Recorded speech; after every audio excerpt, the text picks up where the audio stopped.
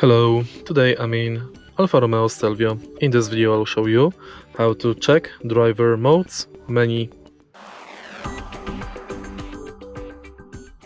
In the beginning, take a look at the screen display and now go to vehicle information.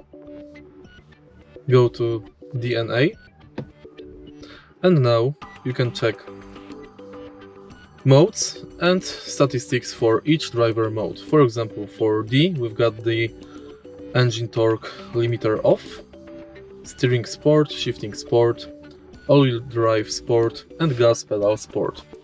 For N we've got everything comfort and normal, and for adaptive same as in normal, but engine torque limiter is on.